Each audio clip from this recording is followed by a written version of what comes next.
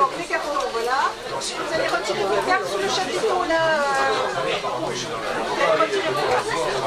Il y a un point de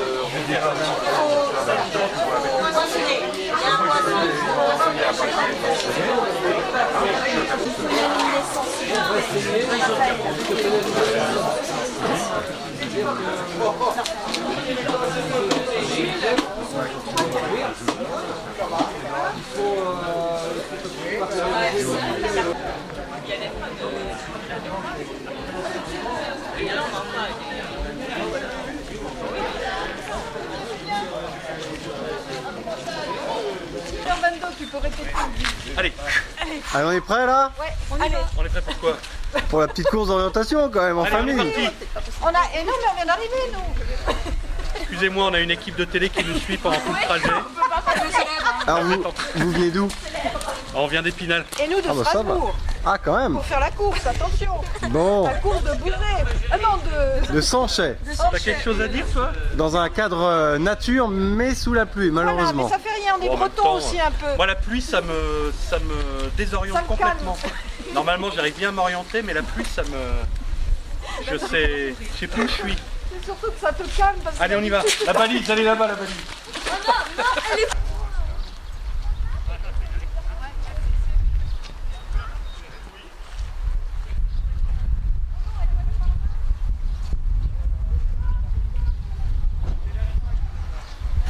Alors aujourd'hui, on propose à un large public une randonnée orientation. C'est une première dans les Vosges. On a mis cette manifestation sur pied pour démystifier et démocratiser notre discipline, la course d'orientation qui se pratique habituellement en compétition. Et là, on propose une randonnée où chacun est libre d'aller au rythme qui lui convient. Sachant qu'à l'arrivée, il n'y a pas de chronométrage et donc pas de classement. Chacun fait ce qu'il veut, comme il veut. Si les randonneurs non initiés ne parviennent pas à terminer les parcours, il n'y a pas de sanction derrière. Quel est l'objectif?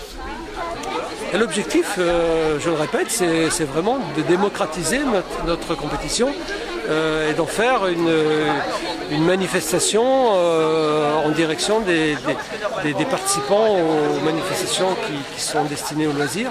Et l'objectif, c'est de trouver autour de nous, orienteurs, des gens qui habituellement font soit de la course à pied, soit de la randonnée pédestre, et leur montrer ce qu'est la course d'orientation et leur faire savoir que tout un chacun peut le faire. Surtout les jeunes générations qui ont l'occasion de découvrir ça dans les écoles.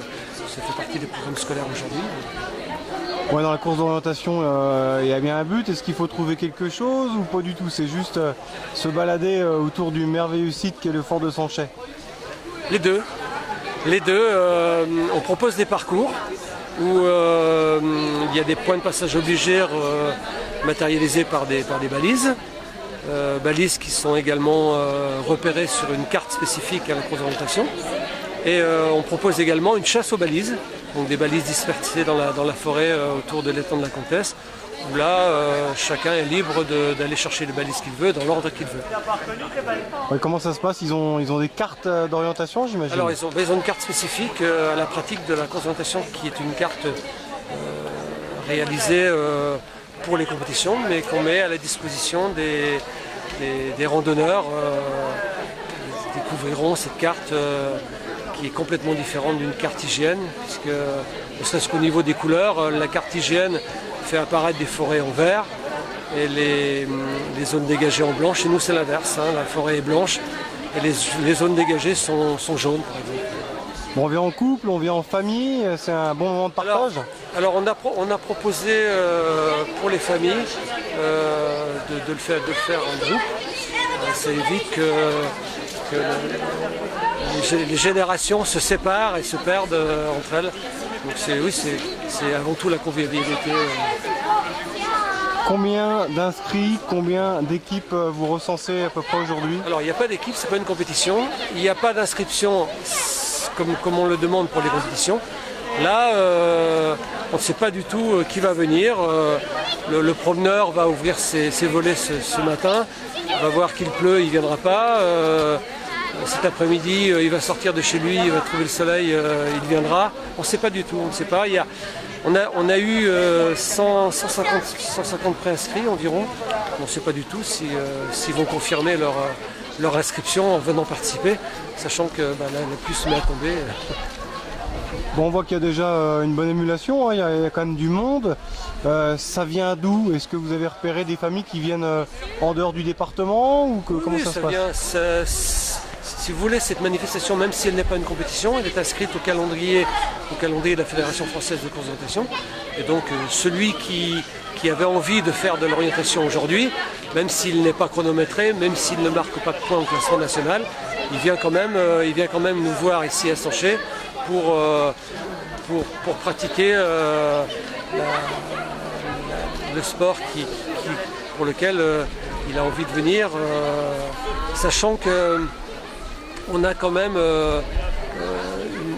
une date assez favorable puisqu'il n'y a pas de compétition dans tout le quart nord-est. Hein. La compétition la plus proche est en Belgique. Donc l'orienteur mordu, il va peut-être venir nous voir à Sanché, même si encore une fois, c'est pas une compétition. C'est une manifestation qui en appelle d'autres? Écoutez, on fera le bilan ce soir. On tiendra compte bien sûr des mauvaises conditions météo. Mais on aimerait bien que ça ne reste pas la première édition de la randonnée vosgienne. On souhaiterait faire une nouvelle randonnée d'orientation l'an prochain, bien sûr, si on trouve une place au calendrier. Entre les compétitions, c'est pas toujours facile de trouver une place, à la fois pour les organisateurs comme pour les coureurs. Ouais, pour conclure, dans les Vosges, quel est le nombre de pratiquants? Est-ce qu'il y a Dans les Vosges, il y a 3 clubs qui pratiquent la course d'orientation en compétition. Hein. Encore une fois, c'est un essai de proposer ça dans le cadre des loisirs. Mais en compétition, il y a le club de Saint-Dié qui regroupe une douzaine de licenciés, le club de la Bresse qui pointe à une cinquantaine.